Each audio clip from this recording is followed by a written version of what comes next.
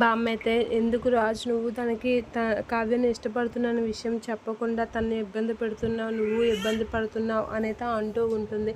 ఆ మాటలకి రాజు అయితే అలా ఆలోచిస్తూ ఉంటాడు. ఇక అపర్ణ కావ్య దగ్గరికి వచ్చి నువ్వు అందరి సమస్యలు నువ్వు పరిష్కరించడమే కానీ నీ సమస్యలు నువ్వు పరిష్కరించుకోవా, నీ గురించి నువ్వు ఆలోచించుకోవా అని గట్టిగా అడుగుతూ ఉంటుంది. ఏంటి అలా చూస్తున్నావు అనేది అపర్ణ అంటూ ఉంటుంది. ఆ మాటలకి కావ్య అపర్ణ కాసి అలా చూస్తూ ఉంటుంది. ఆడదానికి పెళ్ళయిందంటే కడుపు పండాలి, తన పంట పండించుకోవాలి, నువ్వు ఒక బిడ్డనికి వారసురాలు ఇంటికి వారసునిచ్చే ఆలోచన ఏంటి లేదా అనేది అంటూ ఉంటుంది. ఆ మాటలకి కావ్య అయితే అలా ఆలోచిస్తూ ఏం మాట్లాడకుండా కామ్గా ఉండిపోతూ ఉంటుంది. ఇక కావ్య రాజు తన గదిలోకి అయితే వెళ్తున్నప్పుడు ఒకరికొకరు గుద్దుకుంటూ ఉంటారు. అలా గుద్దుకుంటూ ఒకరినొకరు చూసుకుంటూ అలా సిగ్గుపడుతూ ఉంటుంది కావ్య. ఇక రాజు కూడా కావ్యని చూస్తూ ఉంటాడు.